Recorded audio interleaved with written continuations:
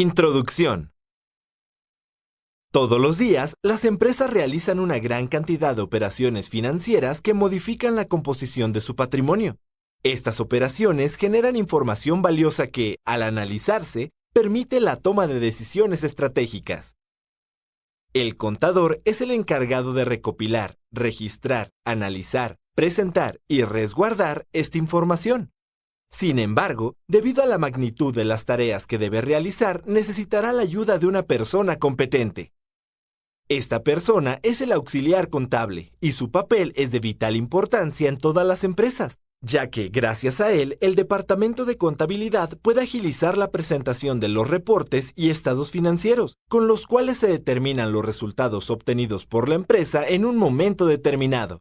Para convertirte en auxiliar contable, es necesario que cuentes con conocimientos básicos de aritmética, computación, principios de contabilidad, procedimientos de oficina, procesamiento electrónico de datos, resguardo de archivos y manejo de hojas de cálculo.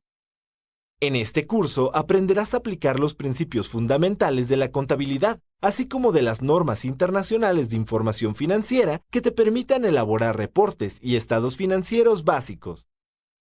Como auxiliar contable podrás desempeñarte en cualquier empresa, ya que todas necesitan llevar un control de su contabilidad. Toma este curso y prepárate para trabajar en una de las áreas con mayor proyección a nivel profesional.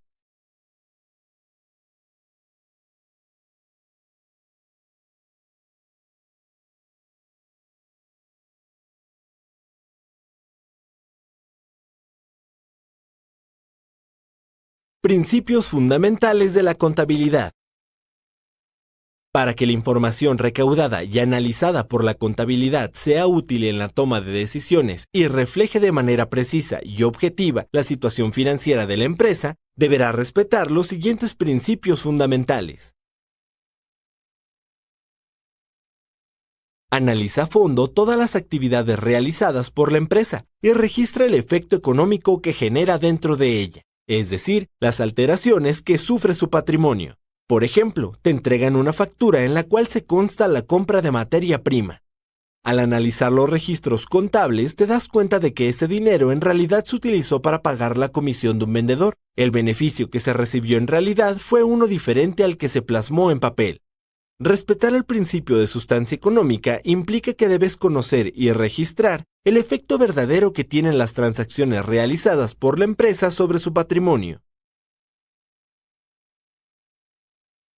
Las empresas son entidades creadas con el objetivo de obtener utilidades. Independientemente de la manera en la que esté constituida, solo debes incluir en sus reportes financieros información relacionada al patrimonio que la conforma. Reconoce los efectos derivados de cualquier transacción que afecte al patrimonio de la empresa en su totalidad, en el momento en el que ocurra. Es decir, cuando la empresa adquiera el bien, derecho u obligación, y no hasta que se materialice su pago. Por ejemplo, si la empresa compra una camioneta, paga la mitad en efectivo y el resto a crédito, la transacción deberá contabilizarse en el momento en el que se adquiera la camioneta y no hasta que se salde la deuda con la agencia. Identifica las transacciones que afectan económicamente a la empresa empleando periodos de tiempo a los cuales se denominan periodos contables. Esto te permitirá dar a conocer la situación financiera de la entidad y el resultado de sus operaciones de forma periódica. Reconoce los ingresos en el momento en que se generen e identifica, dentro del mismo periodo contable, los costos y gastos que tuvieron que generarse para producir dichos ingresos. La estructura financiera de una empresa está constituida por los recursos de los que dispone para alcanzar sus fines y las fuentes para obtener dichos recursos, ya sean propias o ajenas. Al analizar la contabilidad de la empresa, deberás identificar de manera clara cada uno de estos elementos. La empresa realiza operaciones similares durante cada ciclo contable. El principio de consistencia establece que debes aplicar el mismo tratamiento contable a cada una de estas operaciones, es decir, tratar la información de la misma manera y utilizar los mismos cálculos y fórmulas para obtener los estados financieros de la empresa. Esto permite obtener información financiera que puede compararse entre los distintos periodos. Si los criterios o procedimientos comienzan a generar información que no cumpla los requisitos de calidad necesarios, o si existe algún cambio en las circunstancias o hechos que afecten las operaciones de la empresa, será necesario modificar o sustituir los procedimientos contables por otros. De esta manera, fortalecerás la utilidad de la información. Implementar estos principios en tus actividades diarias aumentará la calidad de tu trabajo y de la información contable que generes.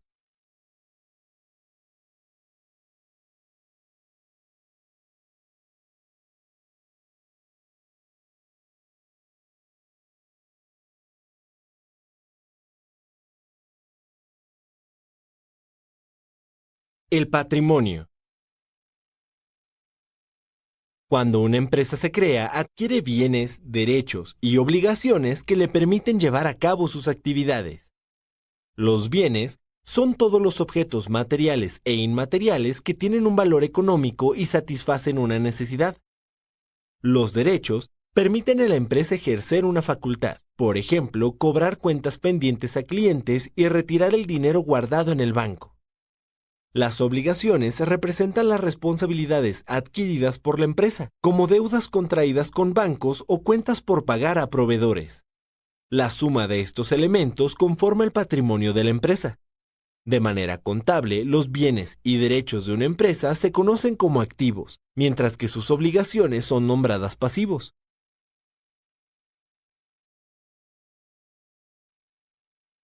El patrimonio bruto es la suma de los bienes y derechos de una empresa.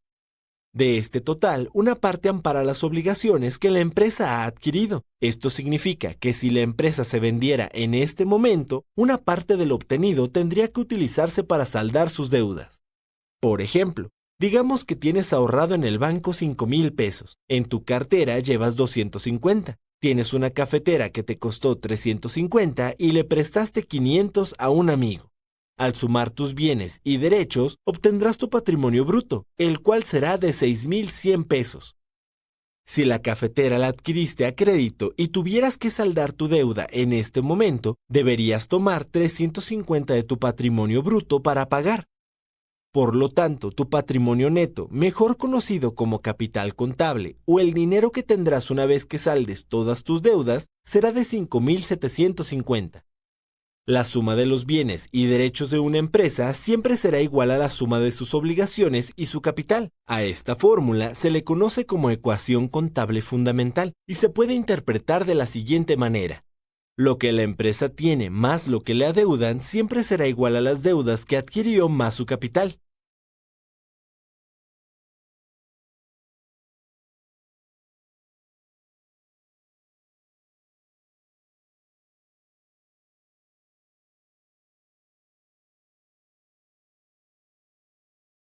Clasificación de las cuentas patrimoniales. Para facilitar el análisis contable de los elementos patrimoniales de la empresa, deberás reagruparlos de acuerdo a sus características en cuentas específicas. Por ejemplo, en la oficina de una empresa hay mesas, sillas, escritorios, libreros, archiveros, lámparas, etc. Todos estos elementos los podrás agrupar bajo el concepto mobiliario de oficina. Aparte de esto, la empresa no ha pagado los insumos adquiridos con dos de sus proveedores. Ambas deudas las agruparás en una sola cuenta denominada proveedores. Como el mobiliario de oficina es un bien de la empresa, de manera contable forma parte de sus activos. Por otra parte, la cuenta proveedores formará parte del pasivo de la empresa, pues es una obligación que se debe cubrir. Las cuentas permiten agrupar las transacciones de una misma naturaleza, ordenar la información de manera simple y oportuna, y facilitar el control de las operaciones. El número de cuentas con el que trabajes dependerá del tamaño y rubro económico de la empresa. Para optimizar su manejo, deberás clasificar y codificar cada una de ellas. Las cuentas que conforman los activos y pasivos de la empresa se clasifican de acuerdo con su liquidez. Esto significa, en el caso de los activos, la facilidad con la que pueden convertirse en dinero en efectivo. Por ejemplo, es más fácil convertir en efectivo un cheque que un automóvil. En el caso de los pasivos, la facilidad con la cual la empresa puede pagarlos. Por ejemplo, es más sencillo pagar un pedido a un proveedor que una hipoteca a un banco. Las cuentas que conforman a los activos y pasivos de la empresa se dividen en tres grandes grupos. Circulante, puede venderse, pagarse en un plazo menor a un año. Fijo, puede venderse, pagarse en un plazo mayor a un año. Diferido, se puede vender, pagar a plazos. Otros, son las cuentas que no coinciden con ninguna de las clasificaciones anteriores. Por otra parte, las cuentas del capital contable se clasifican en capital contribuido, el cual se conforma por las aportaciones de los dueños y donaciones recibidas por otras entidades.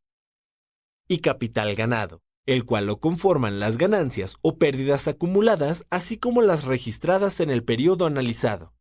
Esta clasificación te permitirá codificar las cuentas patrimoniales de la empresa de acuerdo con su liquidez en grupos, subgrupos, cuentas y subcuentas.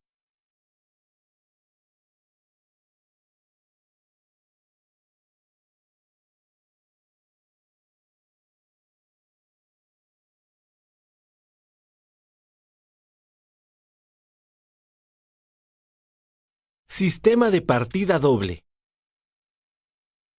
Todas las operaciones contables realizadas por la empresa afectan de manera invariable a dos o más cuentas. Por ejemplo, un cliente compra un pastel realizando un pago en efectivo por 450 pesos. Las cuentas que se ven afectadas con esta operación son caja e inventarios, ya que el cliente realiza el pago en efectivo y los pasteles se tomarán del inventario de la tienda. Ambas cuentas se clasifican a su vez como activos. Si representamos de manera gráfica la transacción realizada por el cliente, observaremos que a la cuenta caja se realiza un cargo de 450 pesos, al tratarse del aumento de un activo ocasionado por una venta. A la cuenta inventario se realizará un abono por 450 pesos, pues se trata de salida de mercancía del inventario de la tienda. Ahora, supón que se realiza un pago en efectivo a un proveedor al que se le debían 800 pesos. Las cuentas involucradas en esta transferencia serán proveedores, al cual deberá realizarse un cargo por 800 pesos, y caja, pues al tratarse de un pago en efectivo se le abonará 800 pesos. Gráficamente, el cargo y el abono se representarían de la siguiente manera. A este método de registro se le conoce como partida doble, la cual establece que no existe una cuenta deudora sin su respectiva cuenta acreedora. Con cada cargo deberá realizarse un abono. En todo momento, en cada transacción, la suma de lo anotado en el debe será igual a lo anotado en el haber. El sistema de partida doble permite que se mantenga el equilibrio de la ecuación fundamental de la contabilidad, por lo que al registrar las operaciones de la empresa deberás cuidar que este equilibrio se mantenga.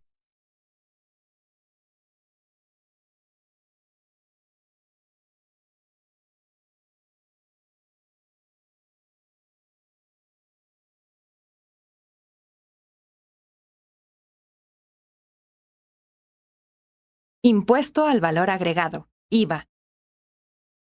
El impuesto al valor agregado es un impuesto indirecto que se aplica sobre el consumo de bienes y servicios. Esto significa que, en lugar de que el consumidor lo pague de manera directa en la agencia tributaria de su localidad, serán las empresas las que, a lo largo de la cadena productiva, lo irán recaudando para después entregárselo a Hacienda.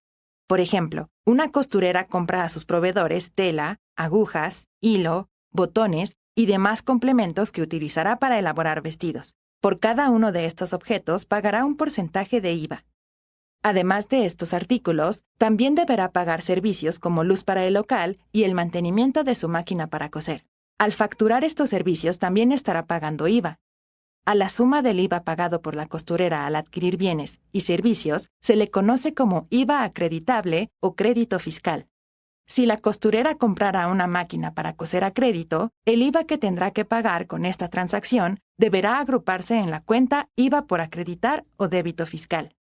Por cada vestido que venda, la costurera deberá cobrar a sus clientes un porcentaje de IVA. La suma del IVA obtenido en la venta de todos sus vestidos se llama IVA trasladado. Si la costurera vendiera uno de sus vestidos a crédito, el IVA que aún no ha cobrado a su cliente deberá agruparse en la cuenta IVA por trasladar. Periódicamente, la costurera deberá liquidar con Hacienda la diferencia entre el IVA que ha pagado en sus compras y el IVA que ha cobrado en sus ventas.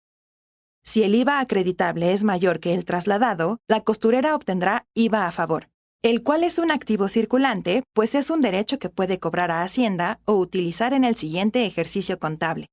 Si el IVA trasladado es mayor que el acreditable, la costurera deberá pagar a Hacienda esta diferencia, a la cual se le conoce como IVA por pagar. Por lo general, el IVA se aplica a la venta de bienes y servicios efectuados por empresarios y profesionales independientes, el arrendamiento de bienes y las importaciones. El porcentaje de IVA que se aplicará en cada caso dependerá de la legislación tributaria vigente de cada país. Pero en términos generales, de acuerdo con su porcentaje, podemos encontrar los siguientes grupos. General, el cual se aplica a la mayoría de los productos. Reducido, aplicado a las actividades que el país desea impulsar. Y exento, que conjuga los rubros a los cuales no se carga este impuesto, como educación, cultura, alimentos y medicinas. Investiga las tasas y procedimientos que deberá seguir para calcular el IVA, de acuerdo con los lineamientos establecidos por la legislación tributaria vigente en tu país.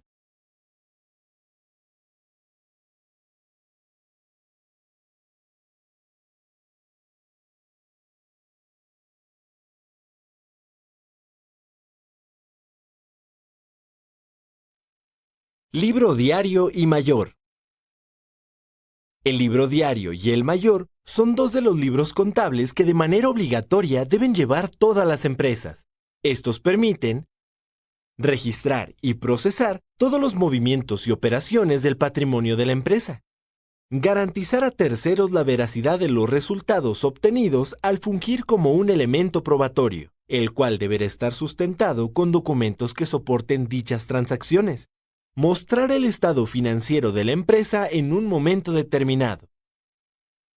En el libro diario deberás registrar cronológicamente las operaciones que se van efectuando en la empresa y anotar los cargos y abonos que intervienen en cada transacción. Por ejemplo, tu empresa compra hojas de máquina por 3,000 pesos más IVA del 16%, en total 3,480 pesos, y realiza el pago en efectivo. Al registrar esta operación en el libro diario, deberás anotar la fecha en que se realizó la operación, el número de la operación registrada, las cuentas involucradas en la transacción. Para diferenciarlas, agrega una sangría a las cuentas que disminuyan, se abonen. La cuenta de IVA involucrada. En este caso, como se trata de una compra, el IVA se acredita. Descripción corta de la operación concertada. Nombre, número y vencimiento del documento que ampara la operación. Condiciones bajo las cuales se concertó la operación, por ejemplo, crédito o efectivo. El folio o código de cada una de las cuentas que intervienen. En la columna Debe, escribe el cargo realizado. Y en el Haber, su respectivo abono. En el libro mayor deberás agrupar las operaciones de cada una de las cuentas contables de la empresa de forma cronológica. Para lograrlo, deberás destinar una de sus páginas para cada cuenta, lo cual te permitirá visualizar sus movimientos de forma individual y obtener su saldo en cualquier momento. Continuando con el ejemplo anterior, después de anotar en el libro diario la compra de hojas de máquina, deberás dirigirte en el libro mayor a las cuentas involucradas en la transacción, en este caso inventario, caja general e IVA acreditable, para después anotar la fecha en la que se realizó la transacción, su número, descripción corta de la operación realizada, así como el nombre y código del documento que la soporta, el cargo realizado con su respectivo abono y el balance final de cada cuenta. Al registrar las operaciones en los libros contables, debes evitar alterar su orden cronológico, dejar renglones en blanco, de ser así deberás inutilizarlos, hacer raspaduras o enmendaduras, arrancar folios y hojas. Para que los libros contables tengan un valor legal, deberán certificarse siguiendo los procedimientos establecidos por la entidad reguladora mercantil de tu comunidad.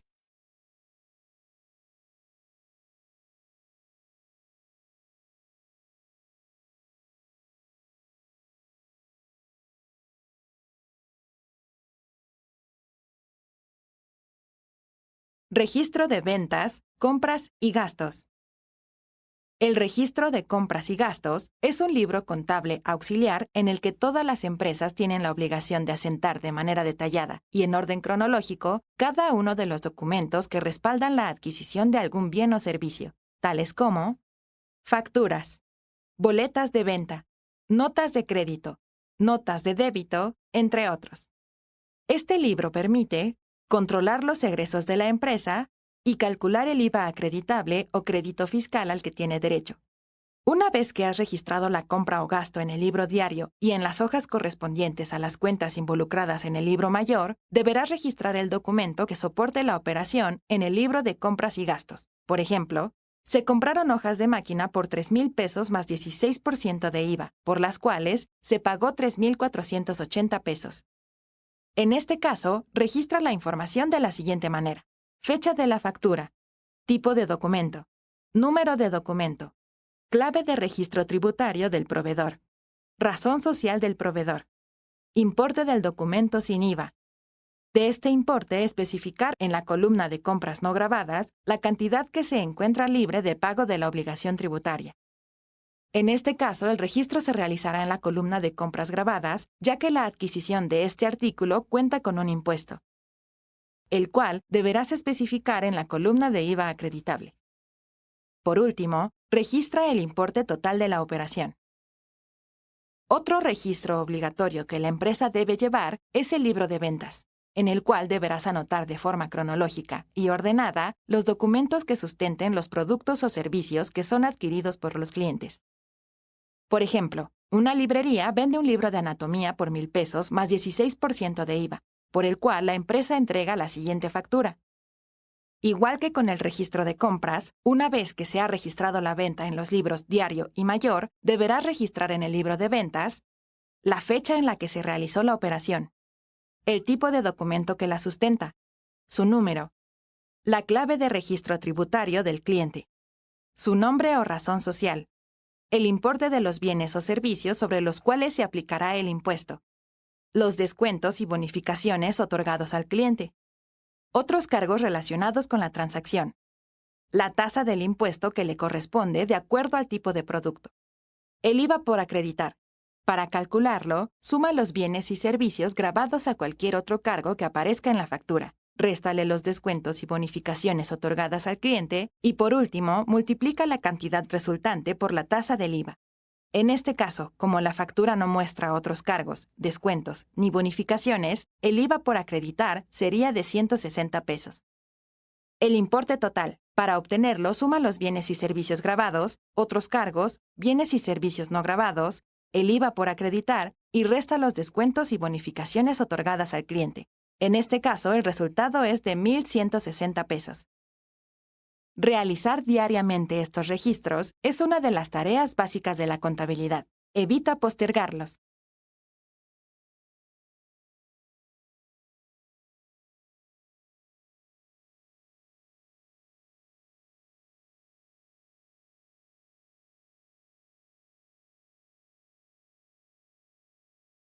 Sistema de inventario periódico.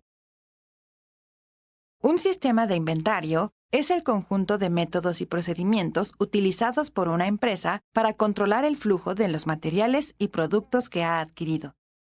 Dentro de los bienes que conforman un inventario, podemos distinguir mercancías no fabricadas por la empresa, materia prima, productos en proceso, productos terminados y mercancías disponibles para la venta. Además de mercancías en consignación. Son aquellas que la empresa ha enviado a un cliente para que las venda en su nombre. Y mercancías en tránsito, las cuales ya han sido pagadas por la empresa, pero aún no las recibe. Existen solamente dos sistemas de inventarios. El sistema de inventario periódico es utilizado por grandes empresas que se dedican a la venta directa al consumidor final de artículos con un costo relativamente bajo. Un ejemplo de esto son los supermercados. Debido a la gran cantidad de compras y ventas que se realizan todos los días, resulta poco funcional determinar el costo del inventario cada vez que se produce una transacción. Por este motivo, es más práctico esperar a la finalización del periodo contable para determinarlo, para lo cual emplean un procedimiento conocido como juego de inventarios. Por ejemplo, los socios de una tienda departamental aportaron 500,000 pesos en mercancías para comenzar a operar. En total, durante el primer año compraron 4,500,000 pesos en mercancías, pero de esa cantidad terminaron devolviendo a sus proveedores 300,000 pesos, pues no cumplían los requerimientos de calidad. Al sumar al inventario inicial las compras realizadas durante el año y restarles el costo de las devoluciones, determinarás que, durante ese año, existieron en la empresa 4,700,000 pesos en mercancías disponibles para su venta. Al finalizar su primer periodo contable, se realiza un conteo físico de toda la mercancía existente en el almacén y demás áreas de la empresa. Así se determina que su valor asciende a 2,500,000 pesos. Si restas el inventario final a las mercancías disponibles para la venta, obtendrás el costo de las ventas que se realizaron a lo largo del periodo contable.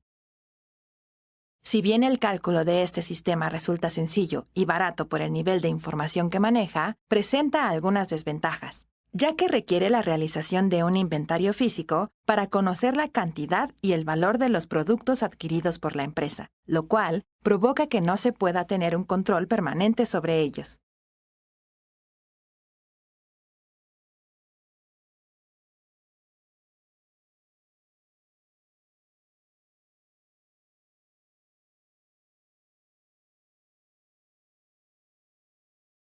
Sistema de inventario perpetuo. El sistema de inventario perpetuo, a diferencia del periódico, sí permite conocer de manera permanente el valor del inventario, el costo de lo vendido y la utilidad o pérdida bruta derivada de las operaciones realizadas por la entidad. Este sistema es el más utilizado por empresas dedicadas a la transformación de productos y aquellas que distribuyen artículos de alto valor en unidades identificables. Para lograrlo, emplean un sistema de registros denominados CARDEX, que son tarjetas en las cuales se anotan las entradas y salidas de cada producto. De esta manera, es posible conocer en todo momento el costo de venta de la mercancía y su saldo exacto en el inventario. Por ejemplo, una papelería tiene en su almacén 850,000 pesos en mercancías y realiza una compra de 100 libretas por las cuales paga 1,000 pesos, más 16% de IVA. Para registrar esta operación, anota la venta en el libro diario. Como se trata de una compra que se pagó con un depósito bancario, las cuentas que se cargan son inventario e IVA acreditable, y la cuenta que se abona es efectivo en bancos.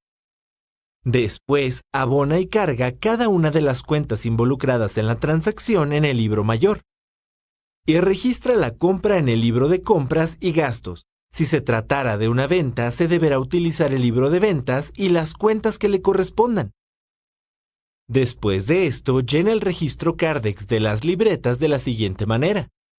Anota el número y la fecha de la operación. Como las compras son entradas de mercancía al almacén, en la columna Entradas, anota el número de unidades, su costo unitario y el total. Si se tratara de una venta, esta información deberá escribirse en la columna de Salidas. En este caso, como en el almacén ya existían 20 libretas que fueron adquiridas al mismo precio, deberá sumar las unidades adquiridas a las existentes, así como su costo total. Este procedimiento deberá efectuarse con cada compra o venta que se realice. Implementar el sistema de inventario perpetuo permite conocer en cualquier momento el valor del inventario final sin tener que llevar a cabo un conteo físico de los bienes que se encuentran en el almacén. Mejorar el control de la existencia de mercancías. Descubrir robos, extravíos o errores, ya que se conoce con exactitud la cantidad y valor de la mercancía que debe existir dentro de la empresa. Generar información valiosa, confiable y precisa que se utiliza para calcular las pérdidas o ganancias de la empresa. Sin embargo, por la cantidad de información que maneja, su implementación resulta compleja, pues requiere el empleo de programas, bases de datos y registros que deben actualizarse de manera continua.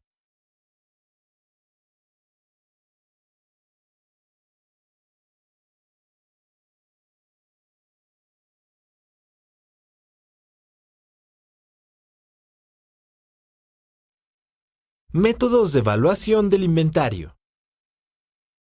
Debido a factores como la demanda, la escasez o la inflación, el costo de los productos que son adquiridos por las empresas puede variar de un pedido a otro. Esta fluctuación afecta de manera directa su costo de venta y la utilidad que la empresa pueda obtener por su comercialización. Por ejemplo, la semana pasada un panadero compró 500 kilogramos de harina a 10 pesos cada uno, de la cual utilizó 400 kilogramos. Esta semana recibe otro pedido de 500 kilogramos. Sin embargo, el precio de la harina aumentó 2 pesos. Si deseas calcular el costo total de la harina que se encuentra en el almacén, deberás sumar el valor de los 100 kilogramos restantes del primer pedido el costo del segundo. Si deseas calcular el costo unitario de cada kilogramo que se encuentra resguardado en el almacén, deberás utilizar uno de los siguientes métodos de evaluación del inventario. En el método primeras entradas y primeras salidas, el valor que se le asigna a los bienes que salen del almacén es el de los primeros que entraron. Este sistema se utiliza sobre todo en las empresas que manejan bienes perecederos como alimentos, bebidas y medicinas. Regresando al ejemplo de la harina, el panadero necesita utilizar 40 kilogramos para elaborar el pan del día. De acuerdo con el método PEPS, el valor de la harina que el panadero sacará del almacén será la del producto que entró primero. En este caso, se trata de la harina de 10 pesos. Al realizar esta operación, en el almacén quedarán 60 kilogramos de harina de 10 pesos y 500 kilogramos de 12 pesos, dejando el siguiente registro en el Cardex del producto. La primera operación representa el primer pedido. En la segunda se restan los 400 kilogramos que se utilizaron durante la semana al saldo del pedido anterior. Después, se registró la entrada del segundo pedido con su respectivo aumento de precio. Las unidades y el costo del pedido deberán sumarse al saldo del registro anterior. Una vez que se ha anotado la salida de los 40 kilogramos de harina de 10 pesos en la columna correspondiente, deberán restarse sus unidades y costo al saldo del registro anterior. Este procedimiento deberá seguirse cada vez que entre o salga algún producto del almacén. En el método últimas entradas, primeras salidas, el costo de la mercancía que sale del almacén corresponde a las últimas unidades que entraron en este. Es un sistema que se utiliza sobre todo cuando el precio de los productos aumenta de manera constante. De esta manera se da salida a los productos que se adquirieron a un mayor precio, lo cual permite reducir el costo del inventario. Regresando al ejemplo de la harina, los 40 kilogramos que se retiren del almacén se tomarán del último pedido que ingresó, en el cual cada kilogramo se pagó a 12 pesos. Con el método de precio promedio, el costo de la mercancía se obtiene al dividir su costo total entre el número de unidades existentes. De esta manera, cada vez que entre al almacén un producto con un costo diferente, se irá promediando con los demás, lo cual irá modificando el costo unitario que tendrá una vez que salga del almacén. Por último, con el método de identificación específica, cada uno de los bienes del almacén es identificado y valorado de manera individual al costo que fue adquirido. Esto requiere la implementación de un sistema de registro riguroso que permite identificar sin errores las compras, ventas y movimientos de las mercancías dentro de la empresa. La implementación de este sistema es compleja y requiere una inversión importante. Además, debe adaptarse a las características de la organización. Sin embargo, esto puede compensarse, ya que permite detectar con mayor facilidad robos y mermas de mercancías. Analiza cuál de estos métodos es utilizado en tu empresa, así como las ventajas y desventajas que implica su implementación.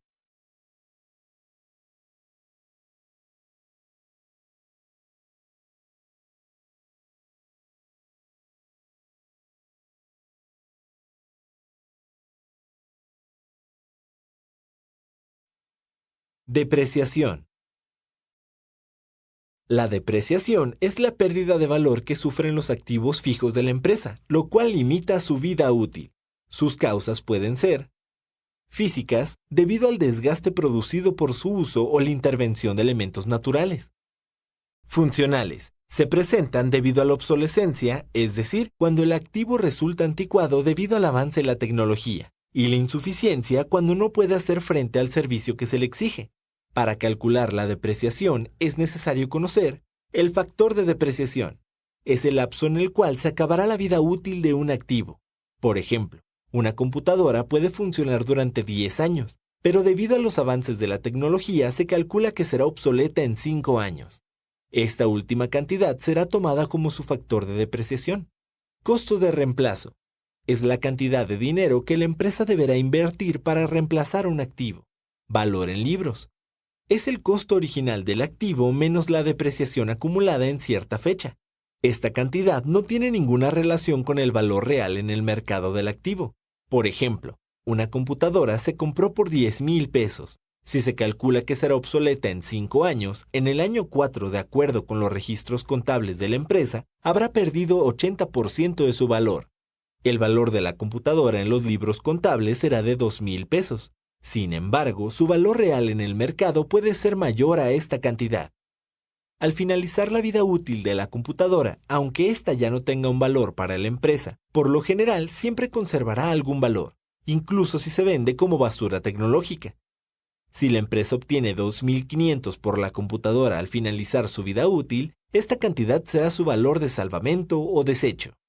Costo total de depreciación o base a depreciar.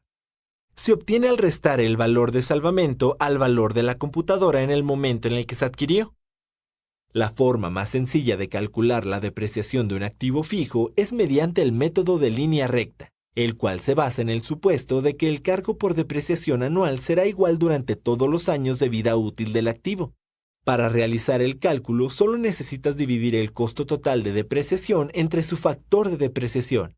En el caso de la computadora, al dividir 7,500 pesos entre 5, obtendremos su depreciación anual, que será de 1,500 pesos. Si elaboramos una tabla con los resultados obtenidos, podremos observar que el valor en los libros al inicio corresponderá al costo de adquisición de la computadora. Al restar la depreciación acumulada al costo inicial de la computadora, obtendrá su valor en libros para los años subsiguientes. La depreciación acumulada se obtiene al multiplicar la depreciación anual por el número de años contabilizados. Reconocer el desgaste de los activos fijos permite crear una provisión o reserva para sustituirlos una vez que termine su vida útil, sin afectar la liquidez y el capital de trabajo de la empresa.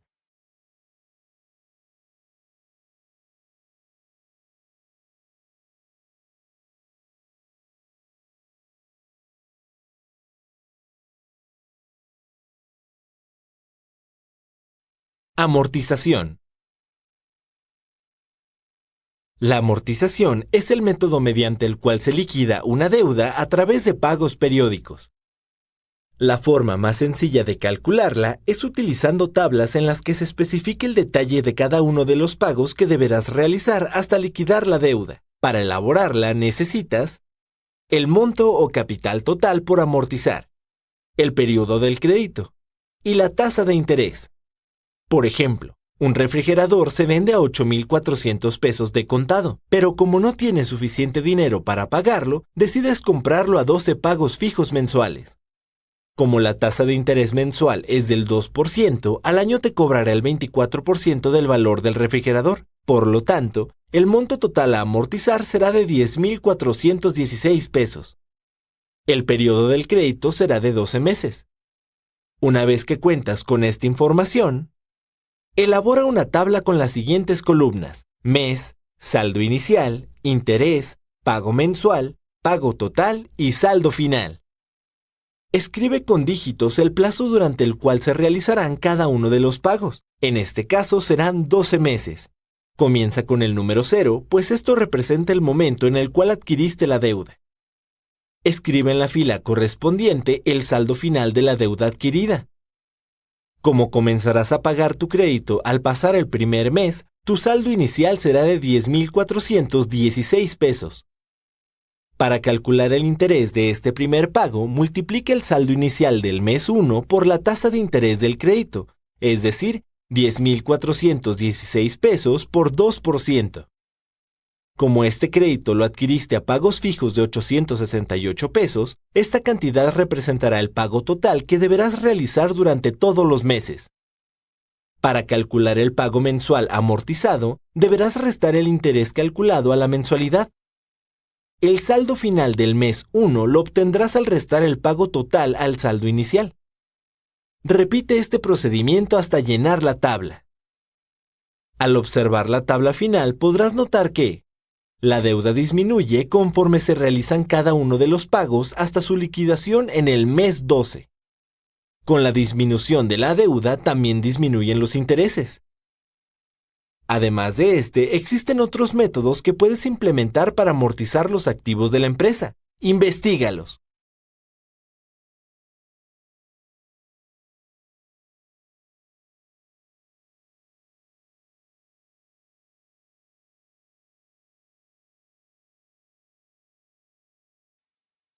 Arqueo de caja. El arqueo es un procedimiento que te permitirá comprobar que el saldo existente en la caja coincide con el registrado en el libro mayor. Para elaborarlo, asienta la información de la siguiente manera. Escribe los datos de identificación de la caja de la cual se realiza el arqueo. Anota la fecha y hora en que realizas la verificación. Cuenta el dinero existente en la caja. Anota el número de billetes y monedas existentes, así como la suma de sus importes. Después, revisa los documentos que soporten los gastos realizados con el fondo de caja y regístralos en el apartado Revisión de soportes. En rubro presupuestal deberás anotar la cuenta a la que anexarás el gasto realizado. Por ejemplo, el pago de la reparación de una fuga se considera un gasto de mantenimiento. La fecha corresponderá al día en que se realizó el pago. Anote el nombre de la empresa o institución a la cual se pagó, así como su concepto y el monto que se liquidó.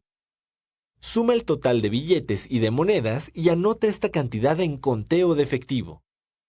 En caso de que se haya realizado alguna devolución o cancelación y el encargado de caja aún no la haya recibido, deberás escribir su importe en la columna Reembolsos pendientes.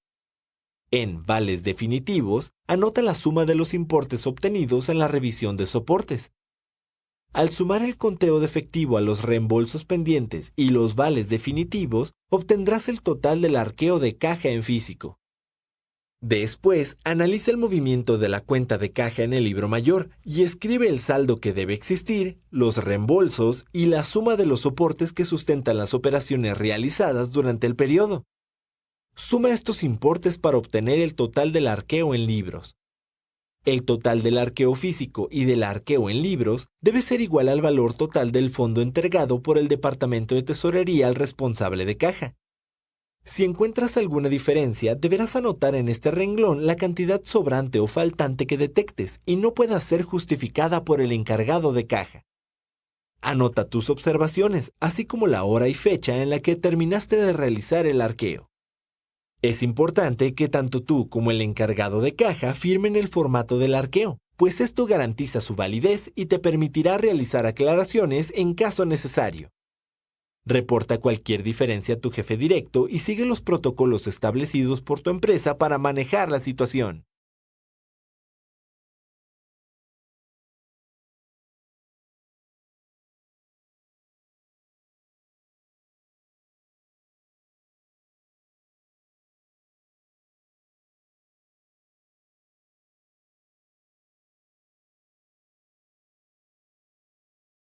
Organización del archivo contable. El archivo es el lugar en el cual deberás reunir, organizar, conservar y custodiar los documentos contables de la empresa durante el tiempo que esté estipulado en la legislación vigente de tu localidad. Esta organización la deberás realizar de manera lógica y eficaz para facilitar su posterior localización. Todas las empresas deben tener un manual de procedimientos que explique la forma en la cual se almacena, codifica y custodia su información. Si tu empresa no cuenta con uno, organiza los soportes y documentos de la siguiente manera. Identifique el tipo de documento y clasifíquelo de acuerdo al área al que pertenece. Por ejemplo, un recibo de caja es un comprobante de ingresos, por lo tanto, pertenece al área de efectivo. La factura de un proveedor es un comprobante de una compra realizada por la empresa, por lo tanto, pertenece al área de compras e inventario. El comprobante del salario pagado a un empleado pertenece al área de personal. Y la copia de una factura entregada a un cliente por concepto de venta pertenece al área de distribución y comercialización.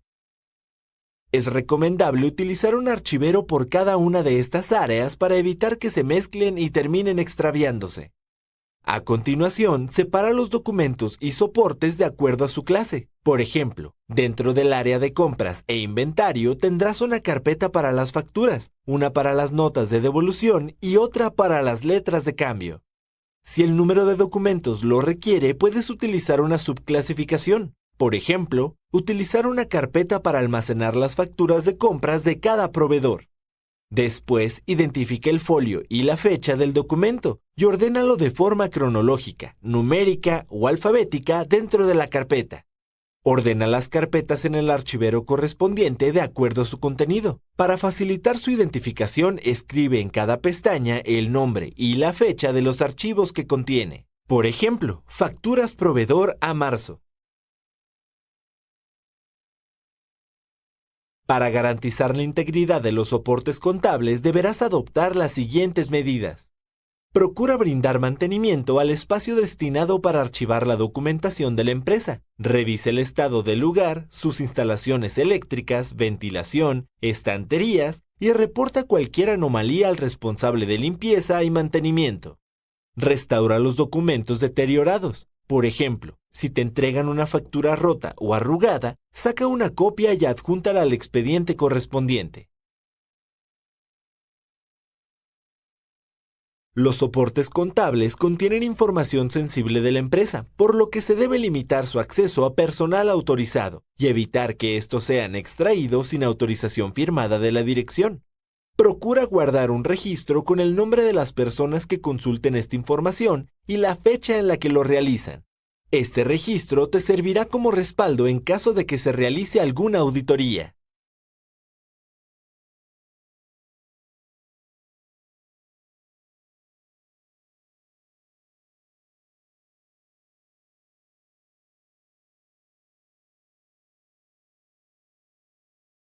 Hojas de cálculo. Con esta herramienta puedes facilitar la elaboración de reportes y tablas dinámicas de los datos más sobresalientes para tu organización. Para usar hojas de cálculo, mira este ejemplo. Te solicitan analizar el pago de nómina de los empleados de una institución. Realiza lo siguiente. Busca la aplicación en el menú de tu sistema operativo y ábrela. Ingresa los datos de la siguiente manera. En la columna A, todos los nombres de los empleados. En la columna B, el mes de sus pagos. Y en la columna C, las cifras de sus sueldos. Para hacer una operación, debes ingresar lo siguiente dentro de la barra de fórmula. El símbolo igual. Los códigos de las celdas donde se encuentran las cifras que necesitas. El signo de la operación a realizar. Y oprime la tecla Enter. Da clic en el punto ubicado en la esquina inferior derecha y arrástralo hacia abajo. Con eso harás que la operación se repita consecutivamente para el resto de las celdas. Para realizar una tabla dinámica de los datos, selecciónalos.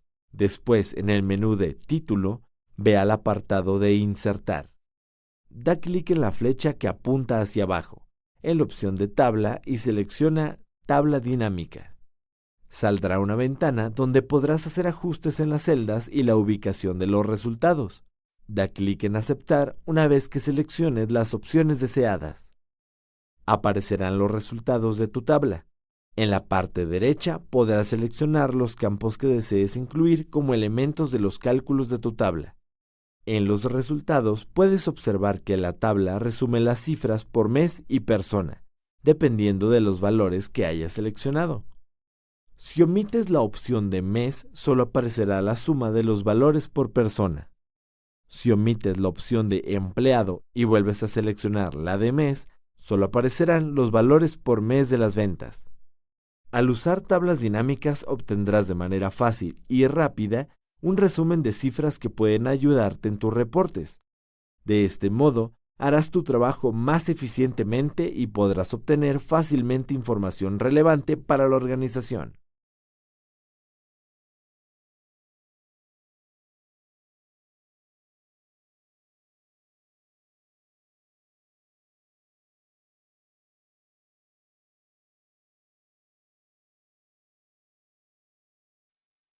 Balance de comprobación. El balance de comprobación es un documento que te permitirá determinar la correcta aplicación del principio de partida doble en los registros contables de la empresa. Para elaborarlo, con ayuda del libro mayor, enlista todas las cuentas de la empresa. Después, registra su saldo al momento de realizar el balance. Recuerda que debes anotar en la columna del debe el saldo de las cuentas del activo y de egresos, y en el haber el saldo de las cuentas que pertenecen al pasivo, así como las cuentas de ingresos. Por último, suma los importes de cada una de las columnas. La suma de las cuentas deudoras debe ser igual a la suma de las cuentas acreedoras. Si esta igualdad se mantiene, significa que las operaciones se registraron en los libros contables respetando el principio de partida doble.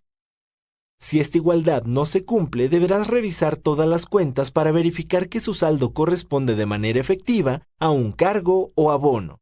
Si no localizas el error, analiza los registros de los libros diario y mayor, así como los soportes contables que sustentan dichas operaciones hasta encontrar el error. Elaborar el balance de comprobación antes de los estados financieros de la empresa disminuye la probabilidad de que cometas algún error y con ello el que debas rehacer tu trabajo.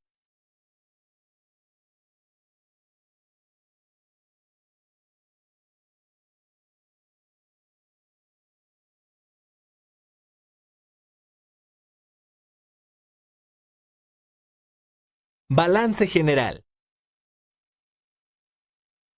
El balance general o estado de situación financiera es un reporte que permite conocer en qué ha invertido la empresa y cómo obtuvo los recursos para realizar dichas inversiones.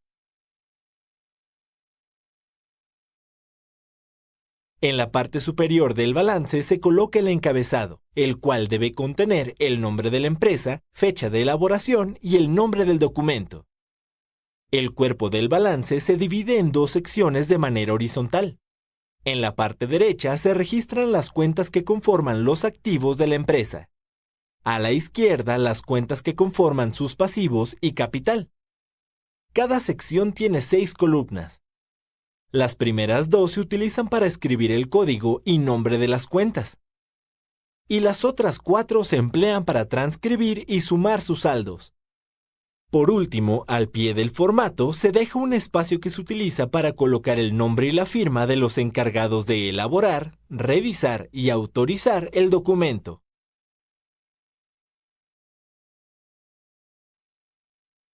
La forma más sencilla de elaborar un balance general es utilizando la información del balance de comprobación. En la primera sección escribe el código y nombre de las cuentas del activo. Procura dividirlas en circulante, fijo y diferido, así como dejar un espacio para anotar la suma total de cada una de estas subclasificaciones. En la columna numerada con el 1, deberás escribir el importe de las subcuentas. En este ejemplo, las únicas subcuentas son caja general y caja chica, las cuales forman parte de la cuenta caja. En la columna 2, transcribe el importe del resto de las cuentas. Los totales de cada subgrupo de cuentas los deberás colocar en la tercera columna. Y en la última, la suma de los activos de la empresa. Realiza el mismo procedimiento con las cuentas del pasivo y del capital. Al terminar, verifica que realizaste el registro de manera correcta al utilizar la ecuación fundamental de la contabilidad. La suma de los activos debe ser igual a la suma de los pasivos con el capital. Si esta igualdad no se mantiene, revisa el reporte en busca de errores. El análisis del balance general te permitirá obtener 2 de los indicadores financieros más importantes para la empresa: la liquidez y la solvencia. La liquidez informa si la empresa dispone del efectivo suficiente para cubrir sus obligaciones a corto plazo. Se calcula dividiendo la suma total de los activos circulantes de la empresa entre la suma de sus pasivos circulantes. El valor obtenido debe mantenerse entre 1.5 y 2 para considerarse aceptable. Cuando el resultado obtenido es menor a 1, significa que la empresa puede llegar a ser incapaz de realizar los pagos a sus acreedores, por lo que podría terminar vendiendo parte de sus activos fijos para hacer frente a esta obligación. Si el valor obtenido es mucho mayor a 2, además de holgura financiera, también puede significar que la empresa tiene una cantidad importante de capital que no se está aprovechando. Por otra parte, la solvencia permite comparar el grado de endeudamiento de la empresa en relación con su patrimonio. Una empresa solvente es aquella que cuenta con los bienes y derechos suficientes para respaldar las obligaciones adquiridas. Para calcularla, deberás dividir los activos totales de la empresa y dividirlos entre la suma de sus pasivos. De manera óptima, el resultado debe mantenerse por arriba de 1.5 para que la empresa pueda acceder a cualquier fuente de financiamiento. El balance general es uno de los estados financieros básicos que deben elaborarse en todas las empresas, ya que reflejan su situación patrimonial en un momento preciso y generan información que permitirá a los directivos tomar decisiones más acertadas.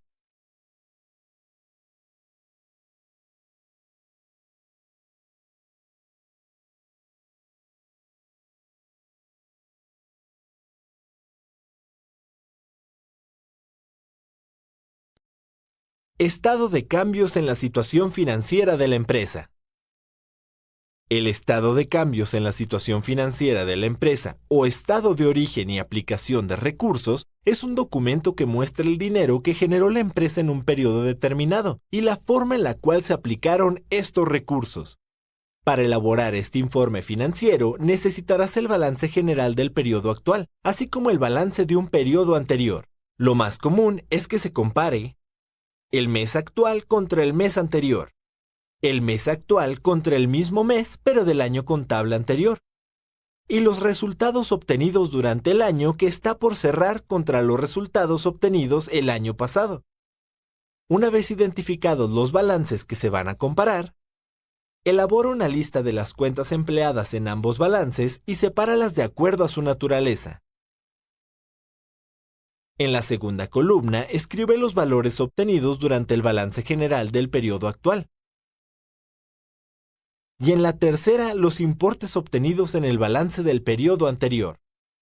Por último, compara los resultados obtenidos entre ambos balances, restando a cada una de las cuentas de la primera columna los importes de la segunda. En la tercera columna, anota los resultados obtenidos. Para el paso 2, deberás identificar cuáles fueron las cuentas en las que se originaron los recursos de la empresa y en dónde se aplicaron. Una vez que has identificado las cuentas de origen y de aplicación de los recursos de la empresa, deberás transcribir los resultados obtenidos en un formato como el siguiente. Para facilitar el análisis de este estado financiero, es importante que clasifiques cada una de las cuentas de acuerdo con su liquidez y sumes los importes totales de cada uno de los segmentos del patrimonio. Para interpretar el estado de cambios en la situación financiera de la empresa, deberás establecer una relación entre las fuentes y aplicación de sus recursos, utilizando el principio de conformidad financiera, el cual establece que los recursos obtenidos de fuentes a corto plazo deben aplicarse a corto plazo. Por ejemplo, si la empresa adquiere una deuda a corto plazo con un banco, deberá utilizar el dinero obtenido para adquirir un bien o derecho a corto plazo, como comprar mercancía. Los recursos obtenidos de fuentes a largo plazo deben aplicarse a largo plazo. Por ejemplo, hipotecar una propiedad para adquirir un terreno. La utilidad generada por la empresa puede aplicarse a corto y largo plazo, así como para pagar los dividendos a sus accionistas. Por ejemplo, al analizar los datos del ejercicio elaborado, podrás deducir que, si las fuentes a corto plazo fueron 215,363 pesos y las aplicaciones 207,000 pesos, los 8,363 pesos restantes se utilizaron para pagar las obligaciones adquiridas a largo plazo. El dinero utilizado para saldar las obligaciones a largo plazo se tomó de la utilidad generada por la empresa. El estado de cambios en la situación financiera es uno de los documentos que deben entregarse a la administración para facilitar su análisis del desempeño de la empresa. Investiga en las leyes mercantiles de tu país las especificaciones que deberás respetar para elaborarlo.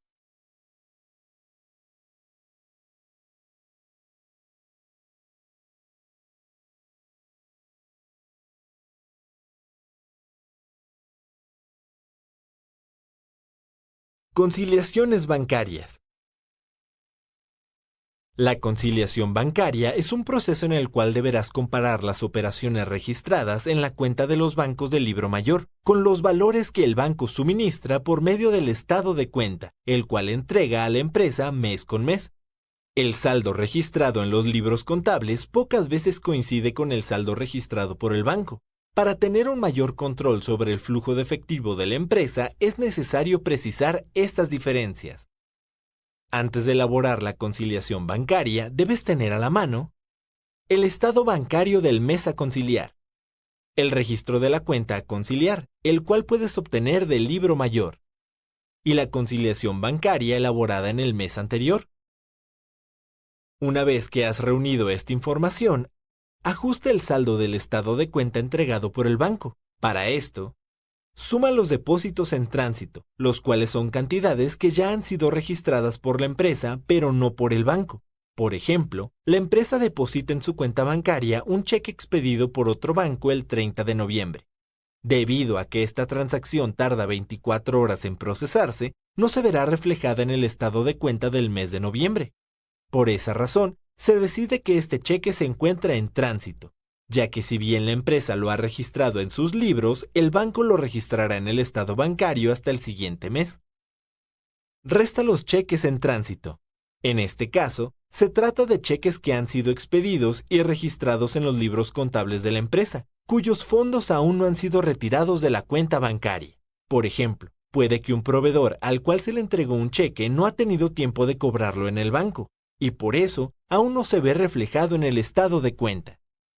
Si llegaras a detectar algún error en el estado de la cuenta, llama a la institución financiera y solicita una aclaración. Si efectivamente se trata de un error, suma o resta este monto al saldo del estado de cuenta.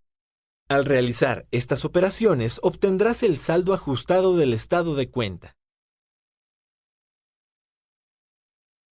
Después de esto, deberás ajustar la cuenta banco registrada en los libros contables de la empresa de la siguiente manera. Resta los cargos por servicios bancarios, los cuales son importes que el banco cobra a la empresa por conceptos como el manejo de cuenta, sobregiro, entre otros. El banco puede deducir estos importes de la cuenta de la empresa sin notificárselo, por lo que deberás registrar dichos movimientos en el libro mayor, respetando la partida doble. Por ejemplo, al cargar 500 pesos que fueron cobrados a la cuenta bancaria de la empresa por concepto de manejo de cuenta, deberás abonar estos 500 pesos en la cuenta gastos financieros. Cancela el registro de los cheques sin fondos y aplica sus respectivos cargos. Los cheques sin fondo no pueden ser procesados por los bancos debido a la falta de dinero en su cuenta de origen. Si la empresa emite un cheque de esta naturaleza, la transacción no pasará y el banco sancionará a la empresa cobrándole una comisión. Por ejemplo, si la empresa pagara a un proveedor con un cheque sin fondos por 50,000 pesos, deberás identificar las cuentas que intervinieron en esta operación. En este caso, se trata de banco y proveedores. Cancela la transacción efectuando un cargo a la cuenta banco y un abono a la cuenta proveedores. Después, deberás cargar la comisión cobrada por el banco y abonar este importe a la cuenta gastos financieros. Suma los intereses ganados por la empresa. Dependiendo el tipo de cuenta, los bancos pueden otorgar a la empresa un porcentaje de interés por mantener o aumentar el saldo de su cuenta.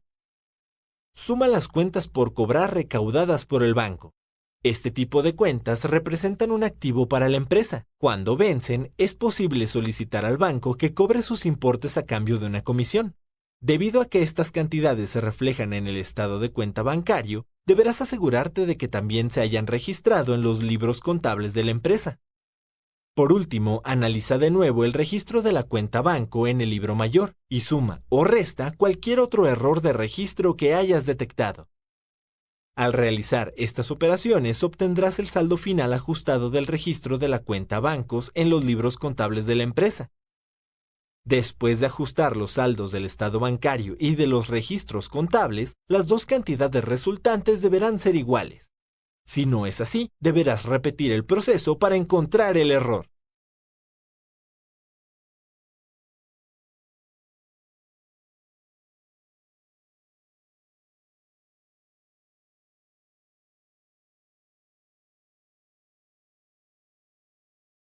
Auditoría. La auditoría es una actividad en la cual una persona u organización externa analiza que los registros contables de la empresa representen su realidad de manera fiel y cumplan con la normatividad aplicable según la legislación vigente. Permiten generar información transparente y útil que facilita la toma de decisiones de sus usuarios, con lo cual es posible prevenir o alertar situaciones de riesgo. Dependiendo las políticas de la empresa, las auditorías se realizan por lo menos una vez durante el cierre del ciclo contable.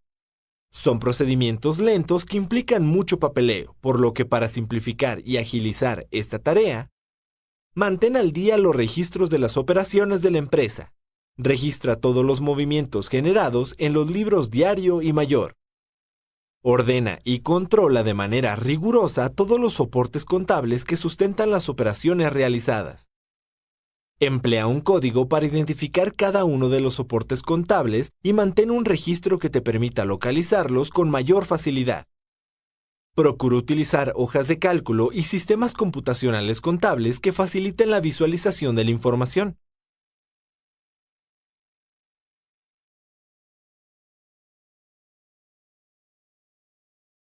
Sigue las instrucciones de tu jefe directo. Acompaña al auditor y da solución a cualquier duda que pueda surgir sobre el sistema de registro contable empleado. Mantén una actitud amable y servicial.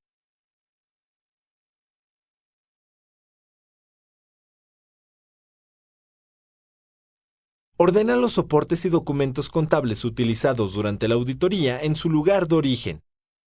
Respeta las recomendaciones realizadas por el auditor para mejorar el desempeño del área de contabilidad de la empresa.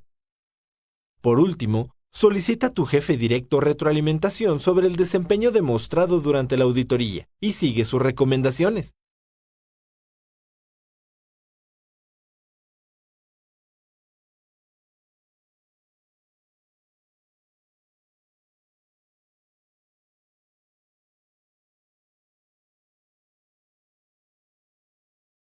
Prevención de riesgos informáticos. Para proteger la información contable que se resguarda de manera digital, es necesario que implementes en tus actividades diarias las siguientes prácticas de seguridad. Actualiza el sistema operativo y las aplicaciones de tu celular y computadora del trabajo. Al tener siempre las últimas versiones, disminuirá su vulnerabilidad y con ello la propagación de amenazas en estos aparatos. Interactúa solo con contactos conocidos para evitar que usuarios con perfiles falsos accedan a tu información personal. Si necesitas descargar algún programa o aplicación, hazlo desde sitios web oficiales. Utiliza software de protección como antivirus o cortafuegos. Verifica la seguridad de los sitios a los que accedes en la web. Utiliza contraseñas con un nivel de seguridad alto, es decir, combina números, símbolos y letras mayúsculas y minúsculas.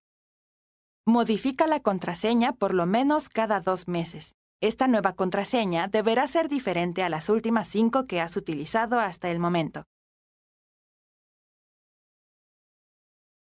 Además de esto, debes evitar ingresar a enlaces sospechosos, ya que pueden direccionarte a páginas web que contienen amenazas informáticas. Ten presente que estos vínculos pueden estar ocultos en correos electrónicos, ventanas de chat, mensajes enviados desde redes sociales y sitios web diseñados para llamar la atención del usuario, en los cuales se ofrecen descuentos exclusivos, regalos, noticias de actualidad, materiales multimedia, etc. Ejecutar archivos sospechosos a menos que conozcas su nivel de seguridad y procedencia. O ingresar información personal en formularios sin verificar la legitimidad del sitio. Implementa estas recomendaciones dentro y fuera de tu trabajo para disminuir tu nivel de exposición y el de la empresa a cualquier amenaza cibernética.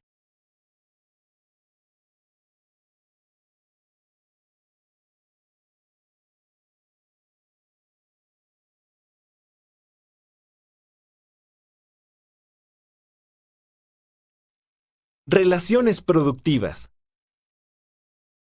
Crear y mantener relaciones profesionales productivas en tu espacio de trabajo te permitirá integrarte a tu puesto y a la empresa, fortalecer vínculos con tus compañeros, incrementar tu productividad disminuyendo el desgaste físico y mental, así como mejorar tus oportunidades laborales. Para lograrlo, mantén una comunicación fluida con tus compañeros. Sé claro y directo con las ideas que deseas comunicar. Si tu mensaje no fue entendido por tu interlocutor, explícalo de nuevo hasta lograrlo. Escucha con atención para entender el punto de vista de tu interlocutor. Procesa la información recibida y reflexiona antes de dar tu respuesta. Mantén el interés en la conversación y sé honesto al momento de expresar tu punto de vista. Utiliza un lenguaje no verbal apropiado, ya que además de transmitir tu actitud y estado de ánimo, completa el mensaje que deseas transmitir.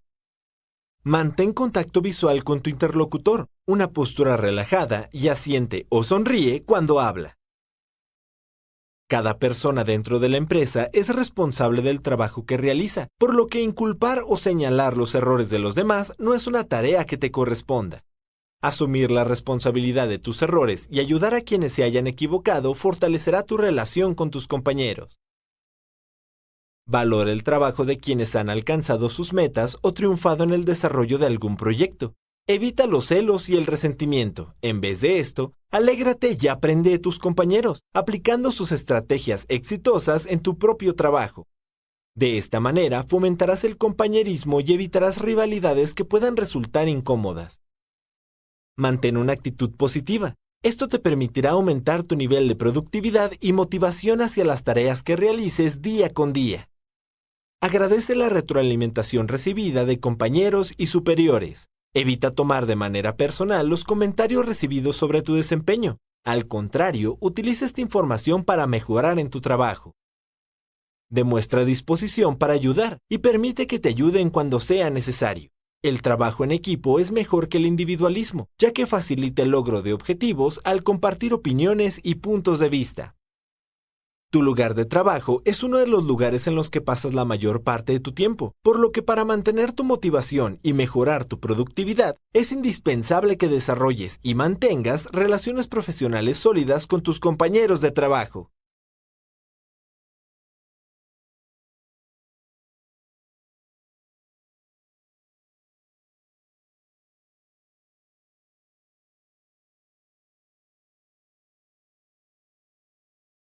Medidas de higiene y salud laboral. Al realizar tu trabajo, pasarás mucho tiempo sentado frente a un equipo de cómputo. Por eso debes aplicar medidas para evitar riesgos que te provoquen lesiones, accidentes o enfermedades. Es importante considerar las siguientes medidas de prevención para ser productivo sin arriesgar tu salud. Conserva limpia tu área de trabajo. Establece tus horarios de comida, respétalos y asigna las zonas destinadas para realizar esta actividad. Mantén tu espacio de trabajo ventilado y con iluminación adecuada.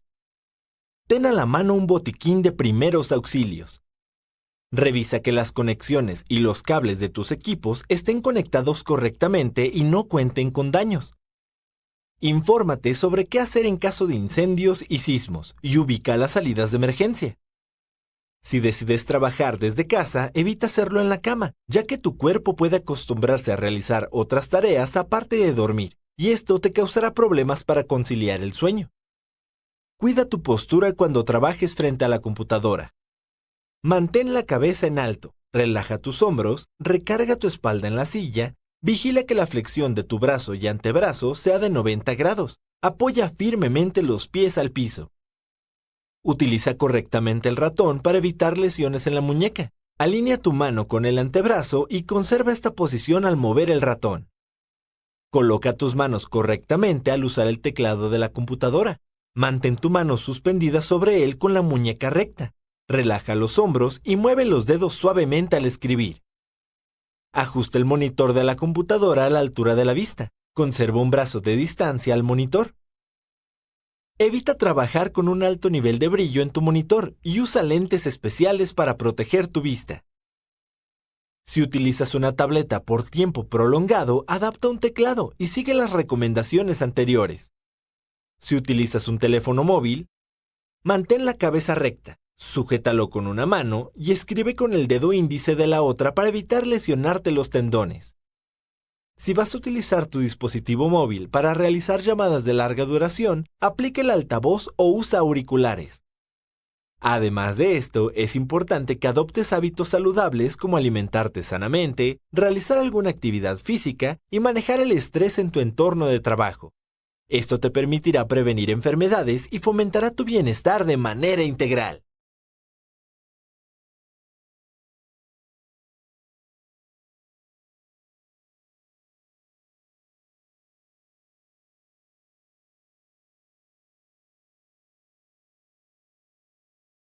Mejora continua. Para tener mejores oportunidades laborales, es necesario que te esfuerces todos los días.